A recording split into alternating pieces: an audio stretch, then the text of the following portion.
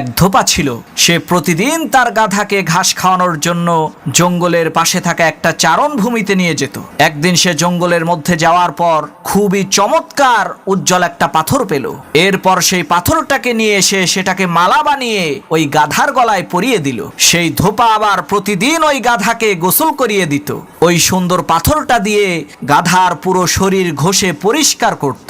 একদিন একজন স্বর্ণকার জহুরি পাশ দিয়ে যাওয়ার সময় ধোপার এই কাণ্ড দেখে অবাক হয়ে বলল, সর্বনাশ, কোটি কোটি টাকা দামের মহামূল্যবান হীরা দিয়ে এই ধোপা গাধার শরীর পরিষ্কার করছে। স্বর্ণকার জহুরি তো বুঝতে পেরেছে এই ধোপা তো জানেই না যে তার হাতে কোটি কোটি টাকা দামের হীরা রয়েছে।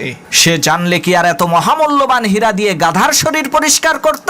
তখন ওই স্বর্ণকার জহুরি বুদ্ধি করে তৎক্ষণাৎ ওই ধোপাকে বলল, ভাই, তোমার হাতের ওই পাথরটা আমার কাছে বিক্রি করে ফেলো। স্বর্ণকারের এই কথা শুনে ধোপা অবাক হয়ে বলল, কি সব যাতা বলেন, পাথরের কি অভাব নাকি, একটা কুড়িয়ে নিলেই তো হয়। তখন সেই স্বর্ণকার বলল, আরে ভাই, তোমার হাতের ওই পাথরটা খুবই সুন্দর, আমার বাড়িতে ছোট ছেলে মেয়ে আছে, তাদেরকে নিয়ে দিলে তারা খুশি হবে, এই যে নাও 2টা টাকা দিচ্ছি, রাখো। তখন ধোপা দেখলো, আরে সাধারণ একটা পাথরের দাম 2 টাকা, এটা খারাপ কি, ভালোই তো। ধোপা খুশি হয়ে 2টা টাকা নিয়ে ওই পাথরটা স্বর্ণকারকে দিয়ে দিল। যখনই ওই পাথরটা স্বর্ণকার হাতে নিয়েছে তখন সাথে সাথে ওই পাথরটা টুকরো টুকরো হয়ে একেবারে পাউডার হয়ে গেল। তখন ওই স্বর্ণকার পাথরকে জিজ্ঞেস করলো, কিরে, তুই তো গাধার গলায় ছিলি, তখন তো তুই টুকরো টুকরো হইলি না, তোকে দিয়ে এই ধোপা গাধার শরীর পরিষ্কার করলো, তাও তুই টুকরো টুকরো হইলি না, আর আমার হাতে আসার সাথে সাথে তুই টুকরো টুকরো হয়ে গেলি।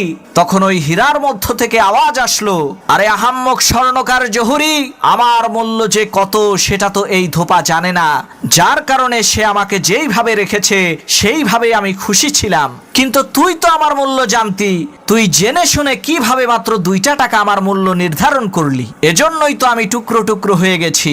প্রিয় ভাই সব, ঠিক একইভাবে হাসরের ময়দানে আল্লাহর কোরআন আলেম ওলামাদের বিরুদ্ধে সাক্ষী দেবে।